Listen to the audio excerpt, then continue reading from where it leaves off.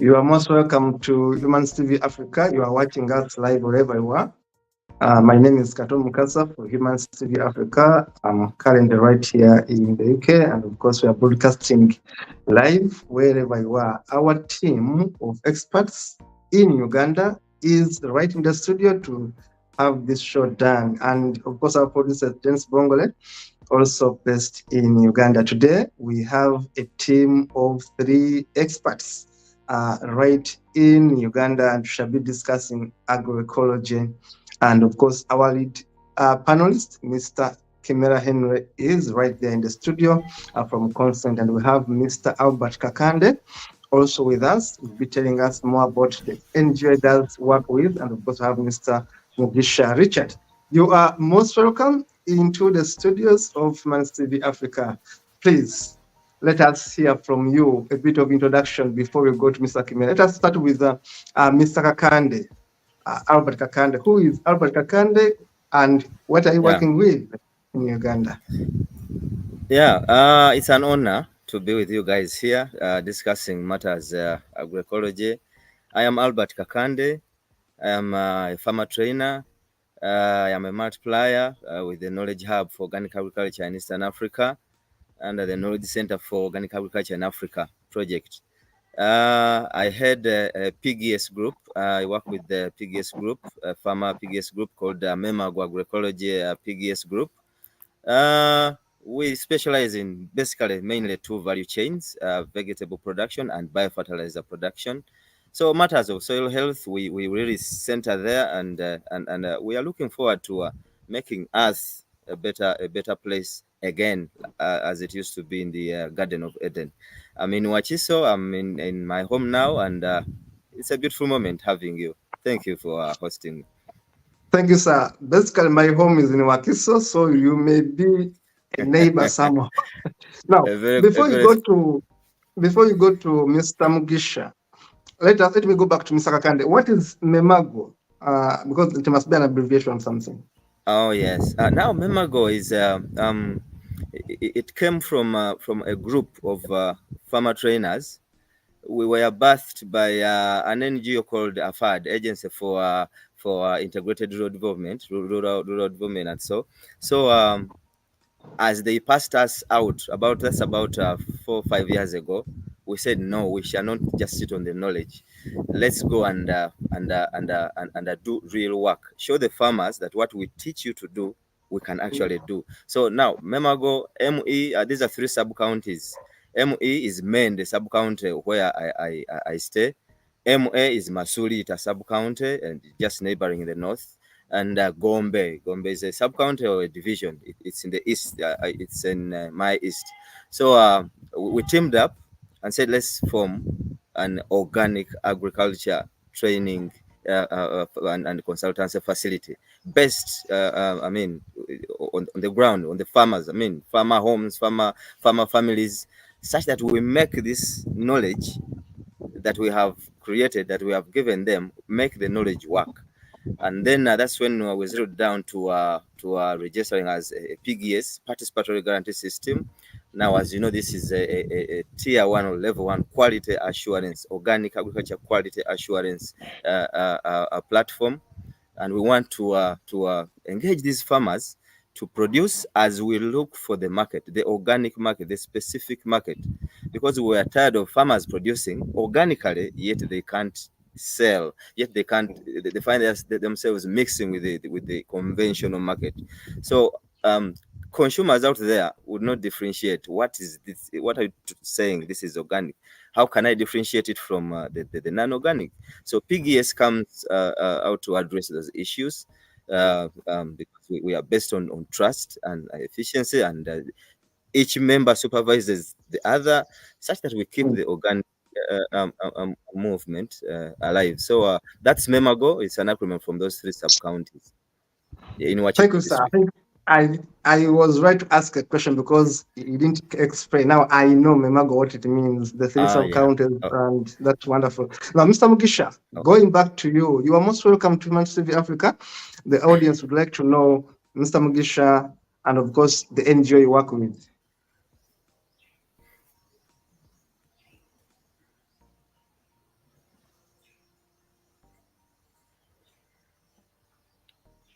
Thank you, Kato. Mr. A pleasure meeting Yes, my sir. namesake, Richard, and my comrade, Albert Kakande.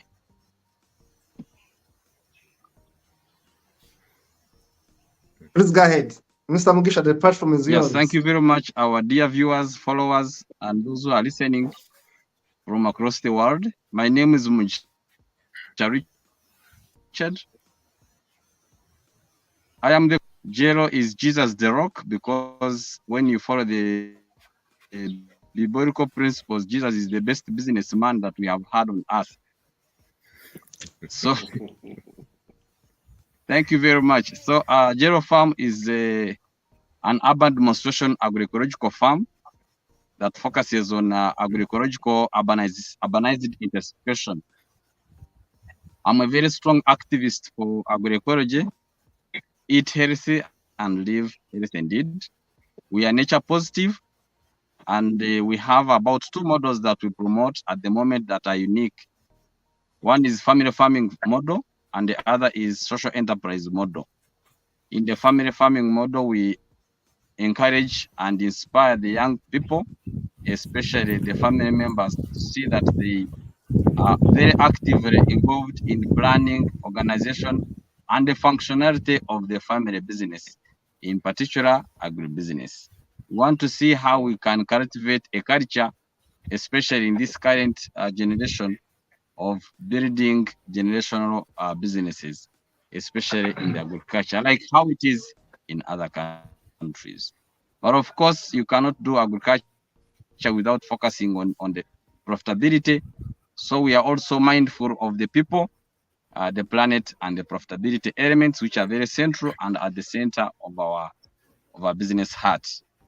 So we are located in Entebbe, in Chisubi, in Wakiso district. So we are now 3 Wakisos. So I'm happy to have an opportunity to be with you people who share in common with me, especially in today's era where we want to eat healthy and live healthy, especially with the employment of the agroecology principles. Let me tell you something, Kato. At the moment, I'm the only one that is able to produce tomatoes that are chemical free and are able to live. Even this afternoon, I was checking in or logging in. I've just sold 2 kilos at 20,000 that only have only 8 tomatoes a kilo. And people are willing to pay. But of course, now the challenge is, are we able to sustain the supply chain? I submit. Wow. Now I'm really honored to see you on the show, and of course I'm very interested in the way you do farming without using these other chemicals. Really, I'm very interested. I'm honored that we are doing that, because that's the way to go. But how do you do it? You shall be knowing that and more. I want to encourage all of you, our viewers in Ghana, in Nigeria. Already I'm seeing you watching us. Please continue watching, and of course, send your questions if you have any. Let us go to Mr. Kimera Henry of Consent to give us a recap of what we covered, so that our panelists can be brought on board, and then we move forward. Mr. Kimera. Yeah, thank you very much, Kato, and I'm greatly honored to have Richard, my namesake, Albert. It is an honor having you on the show, and then Kato. The uniqueness of today is that we all reside in Wakiso in one way or another. When Richard Kato comes in, before he goes to Luengo, where I also originate from, he resides in Wakiso. So Yes. I'm also currently in Masol, which is Wakiso also. So the Kodro today is all doing some business in Wakiso. So it is a great honor having you all here. And I've rubbed shoulders with all of you. And even digitally, we rub shoulders with all those that are watching and listening to us on the digital platforms. It is a great honor. And I would like to thank you, all of you who have followed us since January, when we started with food safety and food fraud, going into February, when we had still food safety, but focusing on aflatoxins, the vagaries of aflatoxin. Then the third month of March, when we were looking at the World Consumer Rights and Responsibility, when we were celebrating the month of the World Consumer Rights Day and the month where we went globally. We brought in our colleagues from Kenya, and then we brought you experiences when we were rolling out that month in from Gulu, Kasese, Fort Portal, Mbale, Wakiso, Kampala, and when we also rubbed shoulders with Bukadev, the Buganda Cultural Development Foundation of the Kingdom of Uganda. So having said that, we now came into April. With the month of April, still we are looking at food safety and looking at the potential of agroecology in bringing in responsible consumption and production. And one of the foundations for that is agroecology or agricultural practices, which are very key and bring us and put a human face to the food production or the agri-foods systems. It has been a pleasure. We started with slow food when they brought in their perspective of doing work, in particular in all their areas, starting in Mokono, Buikwe, going into coffee in Mountain Aragon, in Mbale, or the Masaba region, and then we went into a bit of soil health last weekend, and this weekend we go back to the second session on agroecology, ensuring sustainable agriculture, and also looking into the soil health. Well, you will appreciate, everybody, that with unhealthy soils, we will be having unhealthy production. Even us as consumers, we will be having unhealthy life. The quality of life will be affected by the poor quality of soils, poor quality of produce, poor quality of water, the air we breathe. So agroecology has a potential to nourish the environment, to nourish our health, to nourish the air we breathe in, and to nourish all other natural resources. So colleagues, once again, you're most welcome to this 15th series ever since we started the year. And this time, we are honored to have practitioners who are doing the actual thing. And I'm very happy to know about the Mende, Masulita, and Gomba. So the Nema, That's Gombe. That is a beautiful one. So Kato, it is great that now we are going to listen in, and Richard, you bring in an aspect that is very key. People have a lot of skepticism how agroecology can deliver incomes to those who are practicing it. Now, you are a practitioner, you have a family, and you are doing business, social enterprise, where you are selling produce from agroecologically produced. So this is going to be a superb session. And Kato, I hand over to you now to steer us through. Thank you, sir. Thank you, Mr. Chimera. Kato, next time you're in Uganda, make sure, Mr. Kato, make sure you land during the day, instead of using the express highway. You drive to Chisubi, and your curtain rides up fruit is a tomato at the Jero farm on the rock. Yeah. I'm telling you, I'm going to do that because, first of all, my sister is not far away from Entebbe, and my brother, in fact, two of my brothers built on Entebbe Road, and of course, my sister is right there in Katende. So, yes, Kitende. So, I'll be there very soon. Now, thank you so much, sir, Mr. Kimera. Mr. Mugisha, I'll get back to you in a minute. Let me go back to Mr. Kakande. Mr. Kakande, I love your background. You have challenged me. Yeah. Because basically my home in Wakiso has about 2 trees, and it's just coming up. And yours, it must be so big. So, yes, welcome to the agroecology field. This is Yes, where we I make want to it. thank you so much. I want to thank you so much. In Yes, fact, I'm challenged that I'm going to yes, plant more trees. I come from Rengo, as Mr. Kimera said. yes. At least in Rengo, I have more trees, but in Wakiso, I have just few. I'm challenged by your environment. Now, going back to Yes, you, exactly to you, Mr. Kakande, tell us yes. about your organization. What do you do? And tell Mm, us social aspects of training and the practices into agroecology. And if you don't mind, mm, you can also define for yes. us how you understand agroecology. Mm. Let me start from the latter.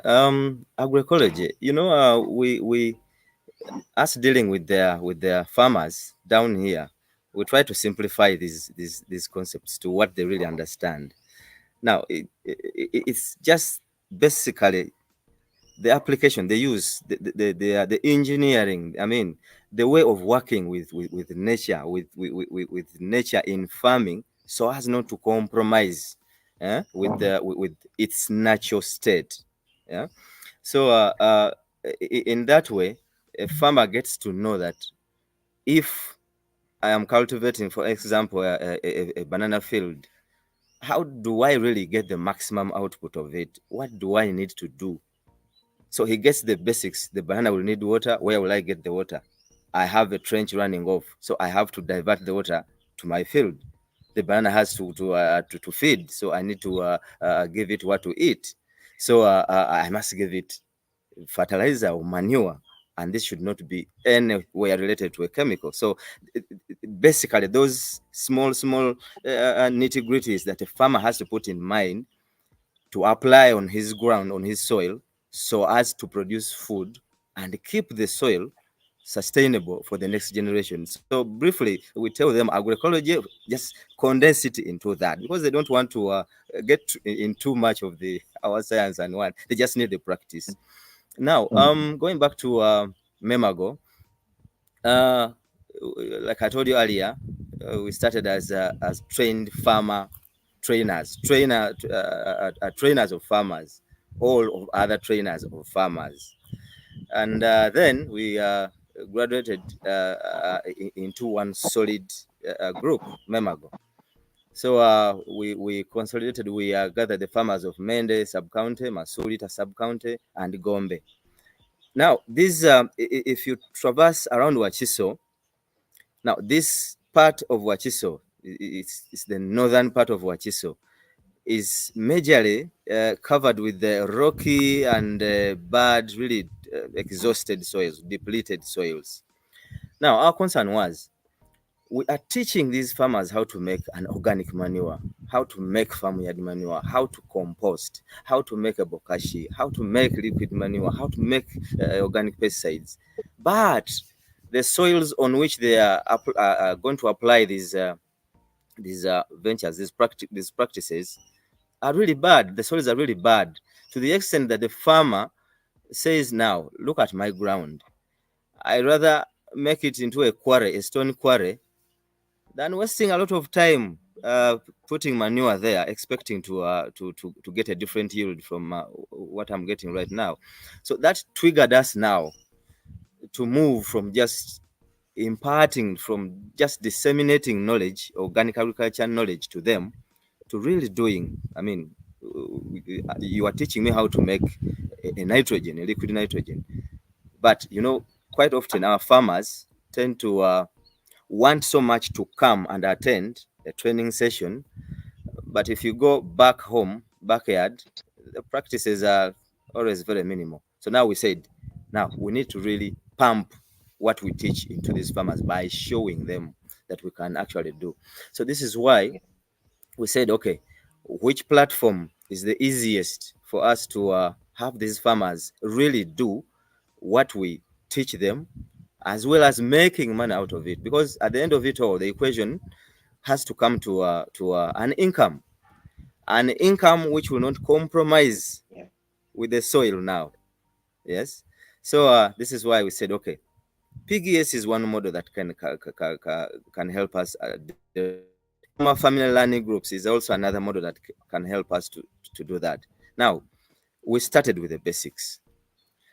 most of the Wachiso, Mugisha will concur with me that most of Wachiso now is very urban or semi-urban. It's now an urbanized, an increasingly urbanized center. However, farmers are still available. Farmers are still in. Take a radius of 40 or 35 or 50 kilometers from the city center. It's urbanizing, but farmers are still there and they must eat. Yet we want to change these soils to really agroecological. So we said now, let's get these farmers in pools. Let us pull them together into a PGS group because they must sell. And because we want to sell to a market that has to appreciate that we are producing organically, we have to be approved. You know, times have changed. Consumers of these days, Mugisha will concur with me, consumers of Entebbe municipality are so elite that they want to know what they eat. Where does it come from? Who produces it? What is the process of producing it? So this is the essence of now us wanting to be very well in good books of the market. Hence PGS, because it's a quality assurance model. And in that way, we wanted them to start small. So we consolidated them into the simplest value chains that they can be able to apply. I talked about the vegetable value chain. You know, in my home area here, the parish near my parish is a vegetable producing parish. Now, like I said earlier, the consumer in the market there may not distinguish between the organically prepared or produced vegetable and the conventionally produced one.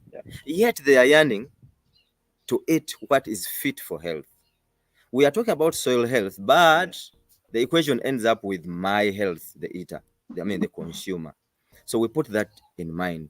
So we said, okay, guys, if farmer A, you've been able, you can produce vegetables worth 100,000 shillings, Uganda shillings a month, yeah, and consumer B produces worth 70,000. Consumer C about maybe 30 or 50. But here's a situation where we want to earn more out of it, because you know it's a common phenomenon that middlemen around this side of the country, the middleman earns actually more than the farmer. So we brought that in mind and said, now we want to produce organically, but we don't want this middleman to take advantage of us. Let us be able to create our own markets. Let us be able to create our own value chain. Let's take to the market, the direct market, the market that understands an organically produced a crop or vegetable. So we said, okay, if we need to produce organically, what do we need? Definitely the inputs. Inputs for what? For feeding our soil. So then we said, let's take on another value chain of organic fertilizer and manure production, not only for our crops, but also for income. You know, the equation will always be there, an extra income, an added income for these farmers. Now, instead of one farmer producing worth maybe 20,000 Uganda shillings and has to trek a journey of 10 kilometers to the market using transport of 12,000 or it could even be 10,000. That's already half of the worth of the produce this farmer has got from the farm. Why don't we pull? Why don't we monitor ourselves? Why don't we supervise ourselves? Why don't we build the trust among ourselves to supervise each other and pull the production together and take at once a product that is, one, value added, but two, quality assured? Mugisha was assuring us of that organic tomato. Trust me, a consumer there would want, like I said, they will trace back. You are telling me this is free of any traces of chemical, but how sure am I? Hence the PGS. So PGS is an international accepted model of quality assurance. The International Federation of Organic Agriculture Movements passed it, and I mean it's widely known. I mean it's what the level of our farmers can afford for now, although it's a costly one. So That's the background, and that's what we really do. So we do biofertilizer, organic fertilizer production, and the vegetable value chain so far. But you must have it in mind that PGS works in a localized area. So basically, it's recommended it should not exceed one village or at least two villages close to each other. Now I told you about 3 sub-counties. So we are building PGSs, different branches across those 3 sub-counties, yeah, such that we now know that in a radius of 40 kilometers, in the district of Wachiso, the northern part of Wachiso, anyone anywhere around that place and beyond can access organically produced farm products. It be food, vegetables, and even animals, because we are now tuning the minds of our farmers that I can raise chicken organically. Mugisha will agree with me, and if you pass via Jero Farm, you'll see that he organically manages the health of these birds, the health of those animals. It can be done. So it's a journey that we are moving steadily, and we are not about to reach the end. We must transform. One, the farmer family, food safety, food nutrition, healthy food for the home, and then healthy food for the neighbor in terms of selling to them, and even beyond. So that's basically it. And of course, like you said, the genesis of it stems with, from the soil. Yes, I want to produce, but what about the soil? Because the soil now is like the mother. What is in the soil that will give me the healthy, the organic product that I want? So we look into the soil profiles. Like I told you, the soils of the area where I am, it's nearly 70% of 60 or 70% maram. It's maram rocks. That's why a lot of stone quarrying takes place around here. But we must get food out of it. So we are into several trainings of manure production. Memago Agroecology PGS does different sets of organic fertilizers for sale and for our own farmers use, for farm use, because primarily we make it for our own farms and then sell. So soil health is key. And when you pass by one of the days you'll be around, we shall take a tour of this and see how really does the PGS work. How do these farmers earn more from the farm while beating the jigsaw puzzle of the middlemen and so. So that's that so far. Thank you. Thank you, Mr. Kakande. Thank you so much. In fact, Yes. me, I'm a student. I always learn from you people when you come and teach us. Before I go to Mr. Yes. Mugisha. Now, Mr. Kakande, you are saying things that I love to hear. I come from Ruengo, basically, and the Ruengo district used to be part of used to be called Greater Masaka. Masaka. It was Masaka. It's Greater Masaka. We used to have big matoke, big bananas, Today, Yes. our yields are small. Mr. Kimerada will tell you our production has gone down, and here we're doing badly because of soil. Our soils are so poor. Now, Yes. I'm wondering, first of all, but I'm going to ask this question I'm just making a comment to you. I'm going to ask this question to Mr. Mugisha. What are you people doing? Because Mugisha talked about organic farming. You gave the example of growing tomatoes organically, Yes. and you are selling a kilo at 20,000. Now, I want to learn from you, me as a struggling farmer. How are you making your soils fertile without using these fertilizers? Mr. Mugisha, I go back to you now.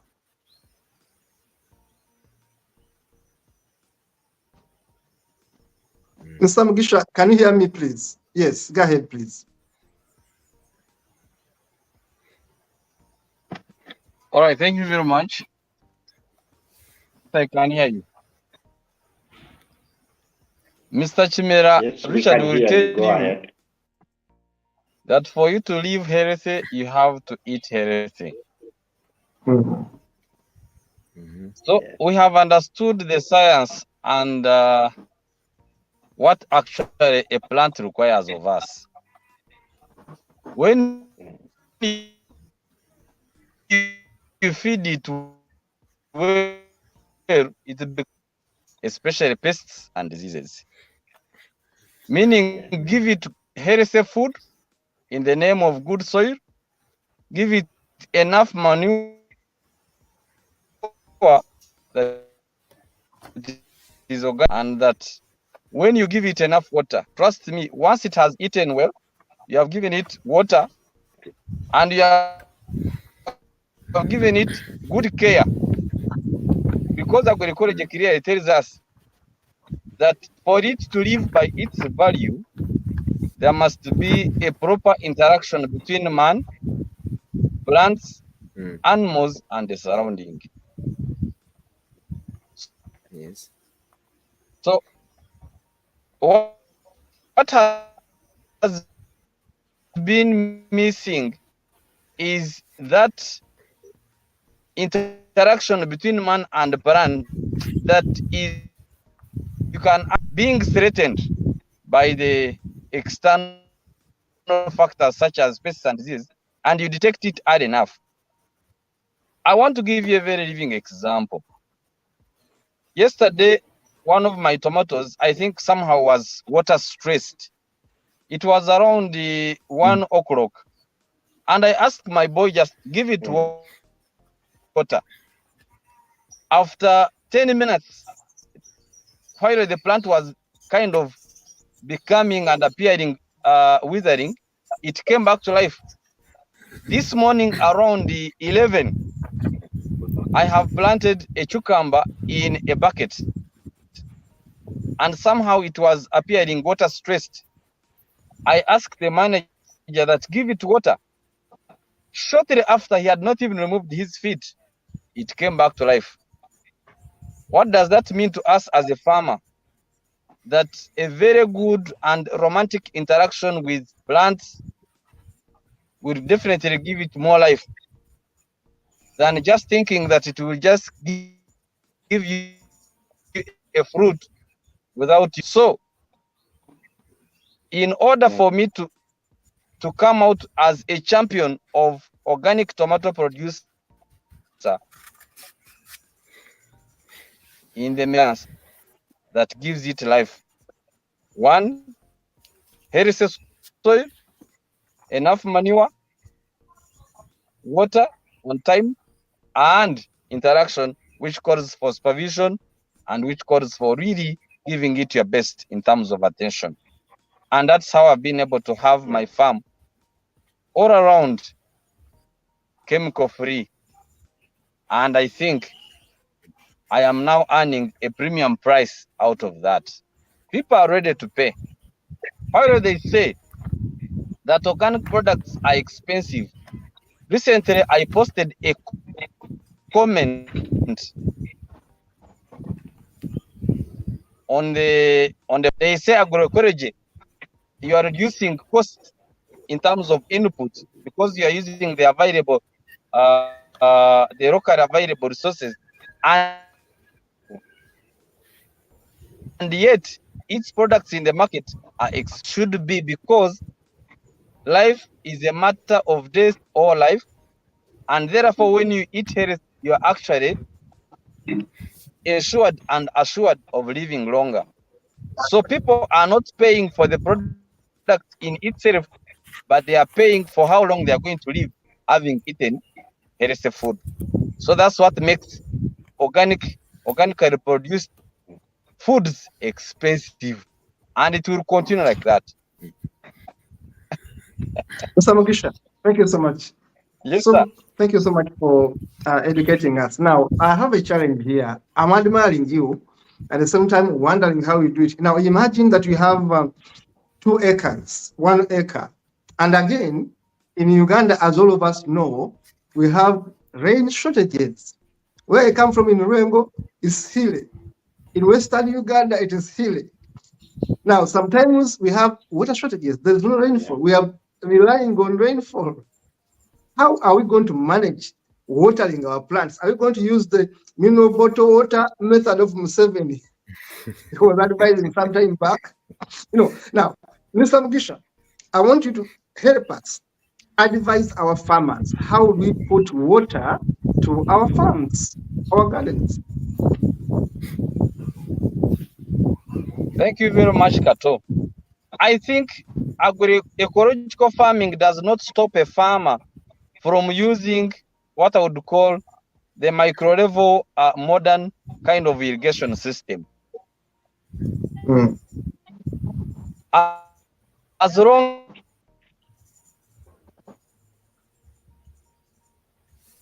as is pure and natural. For instance,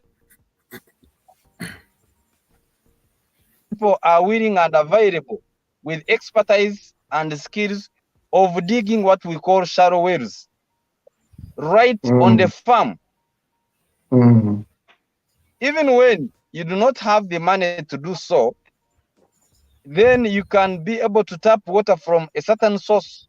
For instance, some wells that even when you are not able to, then you can employ someone that can get you some water from an organic source, which is commonly known as Oruzi, and then you water, depending on the acreage on the size of your land. Meaning, if you are on the 2 acre and more, it gives us an impression that somehow you have the capacity to either get someone that can fetch water for you, or you can be able to install an irrigation system, or you can dig up a shallow well that gives you a permanent source of water. So it is possible to water your 2 acre and more of plants. Thank you so much, Mr. Mugisha. Me, I love this kind of talk because it is empowering us. Maybe the question you would ask me, how? Yes. Continue, please. Continue, Mr. Mugisha. Go ahead. Yeah. The other question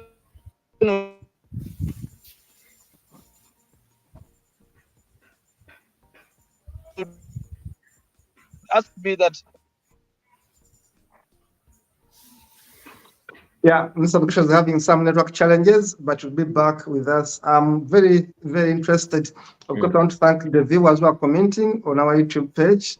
Many of our viewers basically see us from Facebook, not YouTube, but those who are watching us on YouTube, thank you so much. I've seen messages from Betty, Aguti, Cassie, Harriet, and one other. They have sent messages and comments. They are watching us live. Mr. Mugisha is explaining to us how we can preserve water, and this is what we want. Let us be creative. Let us dig some of these wells within our gardens to preserve water. This is a very beautiful way of improvising, working within the nature that we have. Mr. Mugisha was giving us that kind of comment. Mr. Mugisha, you are back. Please continue. Go ahead. Yes, I think for me, in terms of how do we get and maybe sustain the supply of the organic manure and perhaps the fertilizer. Interestingly, we have now different actors, and also it gives us a practice of working with others. Before I was able to produce my own fertilizers, I used to buy from a colleague who was actually specializing in producing organic fertilizers, and it did me wonders. Unlike today, when I'm able to produce what we call the bioceride enriched fertilizer, because I have now fertilizer and I just get the decomposable materials, ebikuta by'amatoke and others, and I now can produce my own fertilizer as well as the pesticide. There are different formulas of producing your own pesticides of late. We have the likes of ash brew and many others that we can actually talk about in this afternoon conversation. So for me, it is about being creative, but also being passion driven and being mindful of other people's health, sincerely speaking. Just trust me, Agroecology teaches us to be sensitive to the planet, to be sensitive to other people, and also to be sensitive to profit. By the way, I have understood that agroecology has come to pay and reward a farmer, unlike the previous farming system. So let's embrace agroecology because it is also teaching us to be diversified in nature. It tells you that don't rely on one, for instance, enterprise. Another person will challenge you that why don't you specialize and be known of what you are producing? Fine. But agroecology is saying there are shocks of life, there are shocks of the circumstances. What if you lose on one? Then you should be able to survive on the other. For instance, now Gero Farm is doing a number of things. We provide services and we also are able to provide products directly. As I talk now, we do farm planning and design. We have found out that many people have burnt their fingers having received money in any way and invested it in agriculture, and before they know, they are making losses. But Gero Farm tells you, don't worry, plan, design your farm, and then phase budget, phase your implementation. Trust me, you'll not burn your fingers. As I talk now, we are signing a contract of managing and designing someone's farm that is equivalent to 55 acres. And there's another one with 100 acres that is coming on board. So isn't that an income for a farmer in the farming system? It is possible. We are also providing tourism, that is learning and touring. You come and see, appreciate, believe, but also learn the best practices. We also provide private aid or private sector aid, extension and advisory services. You are aware that government traditionally has been known for providing extension and advisory service, but somehow they are also limited. And we are saying this is possible for a farmer because it is you who knows what you are doing. So why don't you support someone that you are doing? Lastly, in terms of service, we train and skill family households. As I've said, that Gero Farm provides family farming model. We have understood that for us to be more sustainable, does not only require for you to be having money on the bank or in the pocket, but can you have the knowledge of every member?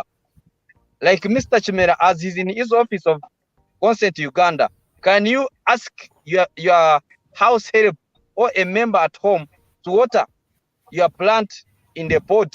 And does she know how the amount of water that she should be able to water? Can she tell you by phone that now I have observed this plant is trying to develop some pests and diseases, and then you advise? So that kind of basic knowledge we give to family members, regardless of whether you are born or raised. They are all equal players. We have products such as honey. We don't have to be beekeepers. We are saying, can you add value and stand in the middle of the value chain, but also support the grassroots farmer to be able to have a market? As I talk now, we are also in the coffee value chain. Trust me, Kato, when you come back to Uganda and everyone listening and watching, in Entebbe, I think we are now the Gero Cafe, located opposite Savio on Entebbe Road, Chisubi. Trust me, the limit, the sky is no longer the limit. Agroecology pays, it rewards the farmer. It is possible, comrades. Thank you so much, sir, Mr. Mugisha. To me, I'm learning. And of course, our team is in Uganda. We want to encourage them to visit. I'm going to encourage you to share with us your telephone number. Yes, I'm going to be encouraging Mr. Mugisha and Mr. Kakande to share with us your contacts. Our producer will be able to run them on the screen so that people can give you business, because I've had an element of training. I would like to invite you to Ruengo, where I have a small school, and you teach our farmers. Yes, and this is how we can help each other, because whatever you are saying, I want people to benefit from it. And in the next show, if you can make it, I'm going to request you to get us some images, some photos of what you do, because my friends in Ghana, in Nigeria, in Malawi, we're a network. Humanist TV Africa is South Africa. We are a network beyond Uganda. We are within Africa and beyond. So I want my colleagues to learn from you by watching what you do through photography and of course some videos. Now I want to request, before we get to Mr. Kimera, to request our producer Dennis to please show us that video from PGS, Mr. Kakande. Let us have a look at it, and then we shall go back to Mr. Kimera to give us an analysis and policy going forward. Mr. Dennis, let us have that video, please. So as Dennis very important technology right at Gerofarm, which is called the charcoal cooler, or you can call it the charcoal fridge. This is the most efficient technology that we can find on the modern farms, especially in the urban but also rural urban farms. This technology does not use electricity. No, that is. We only use wood and charcoal, which is used to refrigerate or cool the vegetables and fruits in order to supply them the next day or the following day to your clients. And I'm going to show you how it works. You only need to get water, open it. This is how it works. This water is rainwater, or you can use the spring water because it does not have chemicals to cause the rusting of the good. So you put water twice a day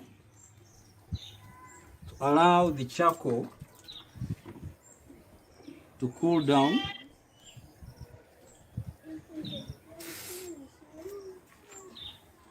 So these holes are provided in order for you to pass water through. When you did twice a day, the charcoal will absorb, when there is wind, it will absorb this water.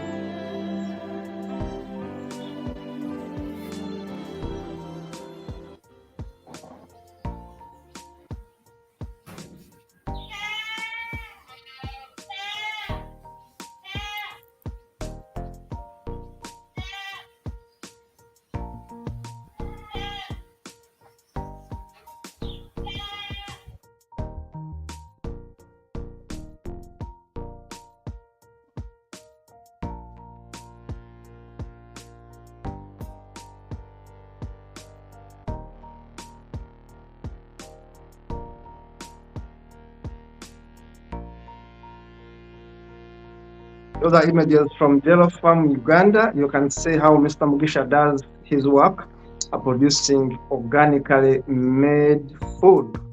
We are watching and learning from Mr. Mugisha of Gerofarm, Uganda, right there. We want to learn from him and other practitioners to know exactly what we can do to have organic food and we save ourselves from food poison. In the fridge, without going bad, these vegetables remain in their natural form. You can find them as fresh and natural looking as you actually put them in day one. And also this fridge helps us to maintain the nutrients in the vegetables compared to the English or the conventional refrigerator. You can put vegetables, you can put every type of fruit, and trust me, for a week, we are going to keep our vegetables. Whenever our clients come, we'll find them. And rural farmers or rural settings, especially in the refugee camps, where they may not have the ready source of power. But even when you are in town, like Gerofarm is, you cut costs or expenditure on electricity. It has a locker, you can put a padlock. Now on top, you also put some debris.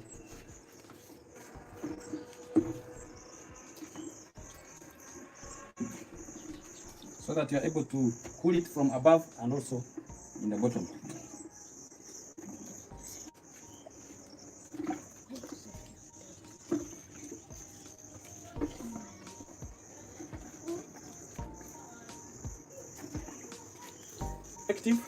It runs for about, you can spend on it about 450,000 Uganda shillings, which is most affordable.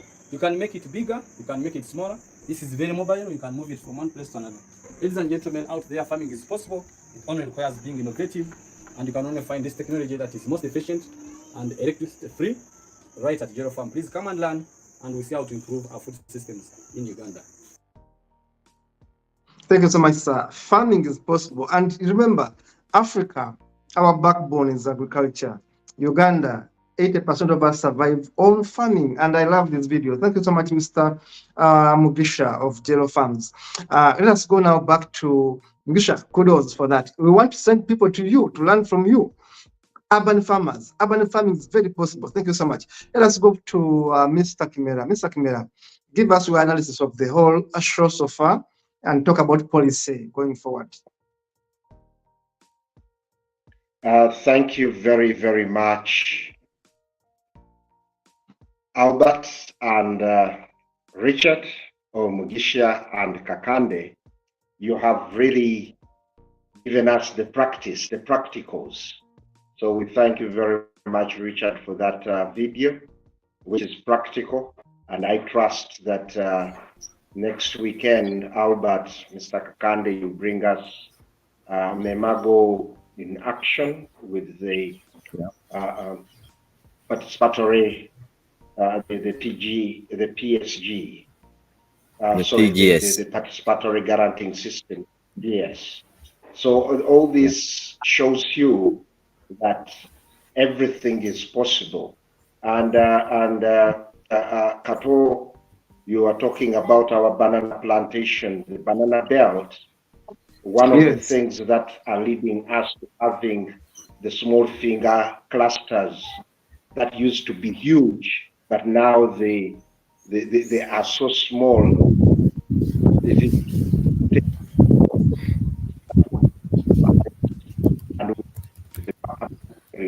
And we do not take it back for soil health. So that would be something agroecology bringing an answer to that with all the practices both colleagues have shared. Our farms in Ruengo or in Greater Masaka would be in position if either we start peeling the matoke and keep the peelings and we take them back to the gardens, or we manage agroecologically the biomass and use the materials to enrich the health of the soil. So that could be one of the aspects. And I really love the way it has gone on. I told you last weekend back home when we started doing some little bits of agroecology and the changes we saw, and that can be replicated elsewhere. So the two colleagues sharing can be very good to bring on board many other aspects. So the other aspect is that consumers with healthy living, both in big incomes and low incomes, they are all towards healthy living. So these products from such systems and practices of agri-food systems that are sustainable are going to play a major role. So let's encourage our colleagues to continuously do that. Furthermore, with regards to regulation policy approaches, these are the practices that we'll need to take in the policy spaces, the regulatory spaces, like we mentioned last week, that mainstreaming agroecology into many other national strategies, in national policies is very key. And it is nice that our colleagues who are part of the agroecology mainstreaming strategy or agroecology strategy are online. I saw Harriet coming in, and my other colleague, Agnes Chirabu, who does a lot of agricultural policy and policy advocacy. She's on board. You will find that these practices are going to be very key in mainstreaming and using them as examples that can restore soil health, environmental health, water health, health and nutrition. So these are some aspects that are very key and would be mainstreamed in all policy environment. And I liked, because I will use just another 1 minute and leave the rest to Mr. Kakando also to bring in further examples of practice. You know, looking at the soils, all of the environment in which they are working as Memago, where quarrying is a major business, but this bringing this practice will be a major way of turning the way of life, of making sure that at sub-county, county, and district, their policy approaches and actions are key. Then they bring them to the national level using those practices. So having said that, I wish to conclude my insights from both of them that food safety is very key and agroecology can deliver it, but how we handle it after agroecology has delivered it is very key to make sure that the food through agroecological practices reaches the table, it is in the market, and it is safe. Second, water safety is very key and it is important. If all these agroecological practices make water healthy, we should make sure that the practices are taken on board and make sure that they are key. Then the other aspect of environment in general, we can never have safe food if the general environment in which it is grown, it is prepared, it is sold, and it is prepared for consumption is not healthy. So a safe environment is also very key. Health safety. Some people say you go to health facilities, instead of getting cured, you contract more disease. So it is like the health of the environment in which we prepare should have healthy safety. I would like to conclude by the aspect of nutrition. You can never have nutrition if there is no safe environment in which it is promoted, scaled up. So it touches food, water, the environment itself. So all these are very key aspects. And I trust that with these discussions, we are going to manage to do that. Lastly, Kato, you were asking if Albert and Richard will be coming on board. I've already asked them, and I'll continue massaging them to make sure that they come back next Saturday. Albert, to show us those quarries and how Memago is turning the marram into healthy soils to produce. We can look of thinking, how do we get those quarries after they are abandoned and we turn them into productive areas for any kind of production for humanity? Then Richard is on the rock at Jero, and entirely, if you know Kisubi and the bit of Katavi, it is a rocky area, but he produces food out of it. He earns a living out of it. He's also nurturing quality and training others. So all these, we are going to use the month of April and the month of May to look at food and the food environment, look at food governance, and making sure that the aspects that are practical with organic or agroecological agriculture are promoted. Let me end with the fertilizer. I would love to see the waste synthetic fertilizer, the energy that is put in promoting it is the energy that is put in promoting the organic fertilizers. Because the organic fertilizers have got a role to play as an alternative to synthetic fertilizers. So I trust with all this discussion, by the time we finish a minimum of 8 series, I trust everybody watching us, listening in, will have learned a thing or two because on every series, I continuously learn something. So Thank you so much. food is healthcare and food is medicine. Thank you.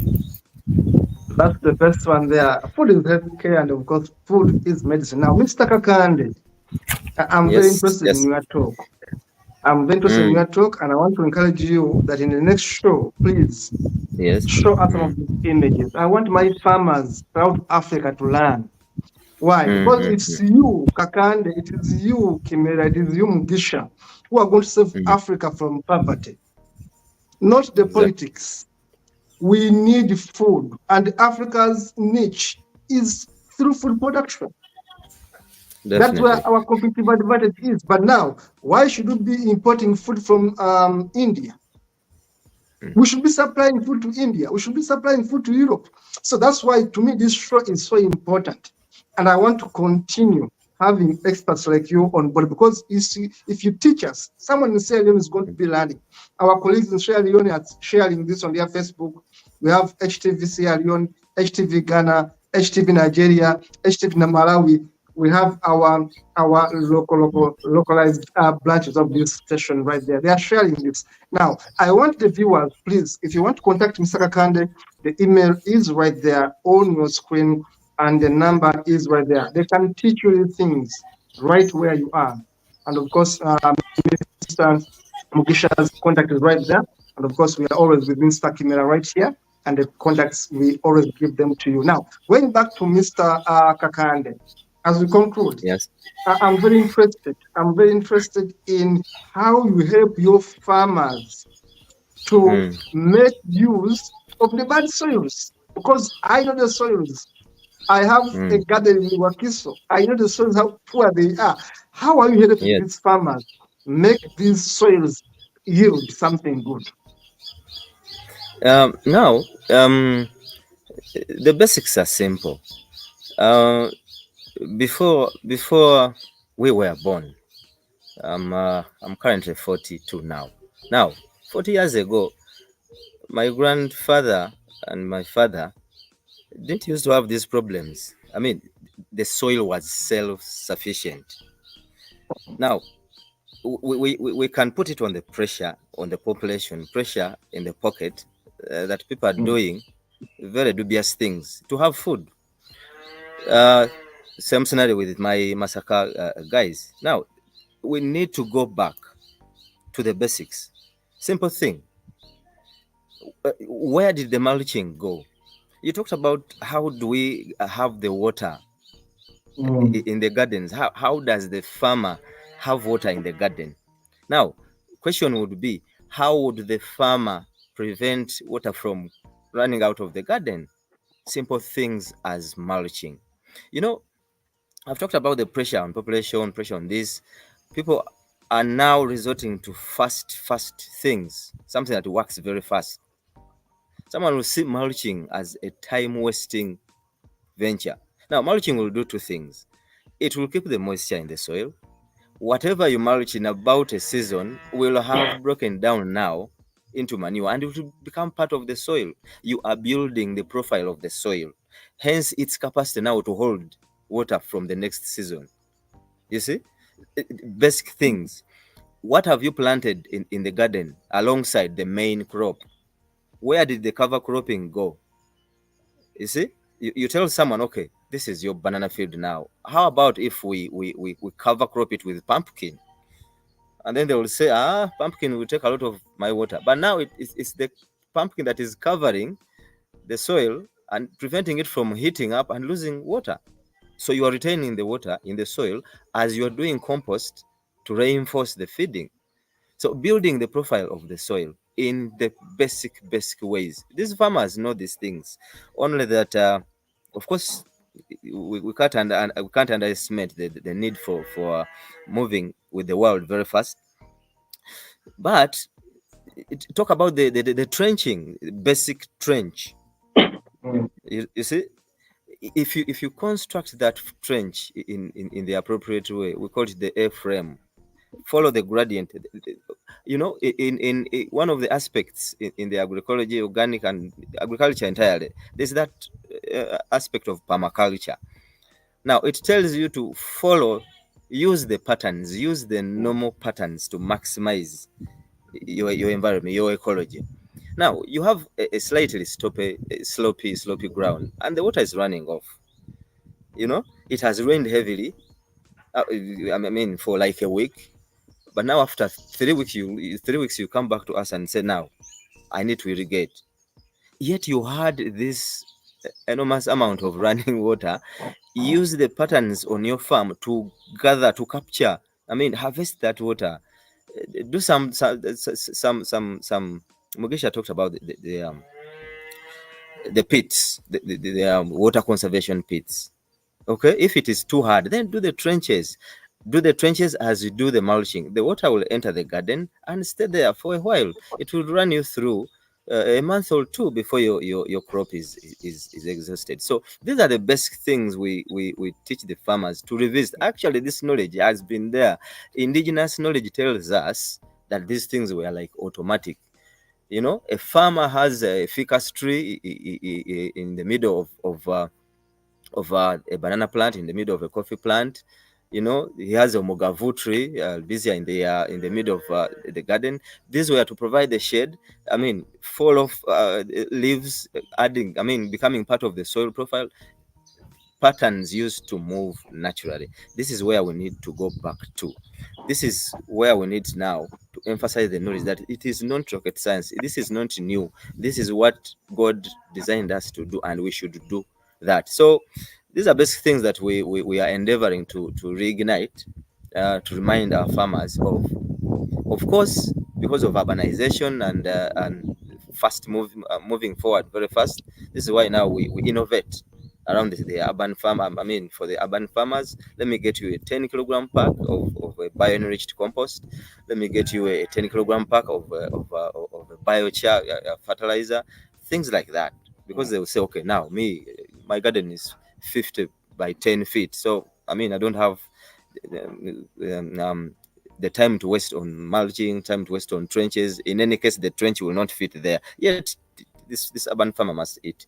So this is why we innovate around the different kinds of fertilizer that will enhance the soil, because we want the soil to be built.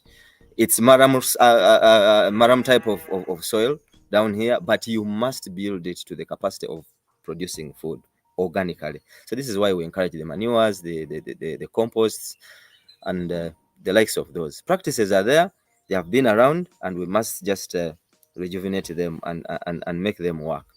So that is how our farmers down here are being transformed to revisit. These are not new things, we're just revisiting. Trust me, we shall make Africa wake up again, because we just went into sleeping intentionally or otherwise. Yeah, I agree with you, and thank you so much, Mr. Kakande. I agree with you. These things are not new. We used to do them, our grandparents used to do them, but we simply negated them.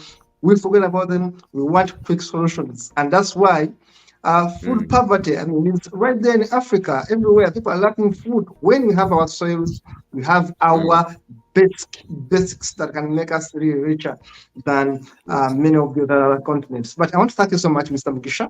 I want to thank you so much, Mr. Kakande. Mr. Mugisha's contact is right there, the website, the phone number, the YouTube. If you want to learn farming, please contact these experts. We'll bring them to you here to learn from them. If you're in Uganda, they are easily accessible. If you are in any part of the world and you want to learn how they do it, please write to them. Those numbers on WhatsApp, you can always send a message to them and learn from them. You can consult them. They are consultants at, of course, a good and fair fee. They can always give you these services, because we want to chase poverty from our homesteads. I want to thank the participants for today, and I want hope that they'll be able to make it and the next show. Now, Mr. Kakande, before I go back to Mr. Kimera to close the show, give us your parting shot. And if possible, if you can make it next week, let us know that we'll be able to make it next week. Please, Mr. Kakande, back to you. Yeah, my parting shot is I mean, I can't talk about soil health, plant health, organically producing food without talking about an indigenous seed. This is I like maize. that. It's not popcorn. This I is an like that. indigenous maize variety. Mm, This too is an indigenous maize variety. So let us mm, get these foods back. This is a chayote. I saw Mugisha having it. Now we are mm, talking about food safety, health of us. We have talked about the soil health, but the soil is giving us what we must eat. So let us visit these indigenous seeds, and I mean they are health foods. Leave alone taking only carbohydrates. You know, I'll get mm. flavonoids, I'll get alkaloids, I'll get everything from this maize. So my parting shots are: let us go back to the roots. The Garden of Eden was very fertile. God designed it for us to use it and eat it. So please let us revisit it. So find some time and take some old school cartoon, the passion fruit, and we shall make I love that one. good again. Yeah. Thank you so much. You said you are 42, I'm 45, so we are in the same bracket right there. Ah. So our problems are the same. We used to see good bananas coming from our gardens. Today, they are no more. And I'm happy you are championing this in these sub-counties, in these areas. You look. Honestly, I'm going to reach out to you. And I know many other guys are going to reach out to you because we want to improve our way of making food happen in our gardens. Mr. Kimera, give us your parting shot as we prepare for going to the next week. Thank you very much, and I would like to thank Mogisa. I would like to thank Kakande, and I would like to thank you, Kato. Now you are boasting that both of you are on the fourth floor, but I think Mugisha must be either on the third floor, moving towards the fourth floor, and very soon I'll be welcoming you as I'm exiting the fifth floor. You will be entering the fourth floor, the fifth floor. So, We're Old going for man of you. the We're clan. going. so that is not a bad mix. 3, 4, 5. So by the time you come to the fifth floor, it will be 4, 4, 5, 6. So let's continue working together. But Yeah. my parting shot, colleagues, this has been an amazing session. And like I said earlier, April is going to be agroecology moving into May, bringing in organic agriculture. So I know agroecology and organic agriculture are inseparable, but it will be rich discussion. And today has also been a rich session.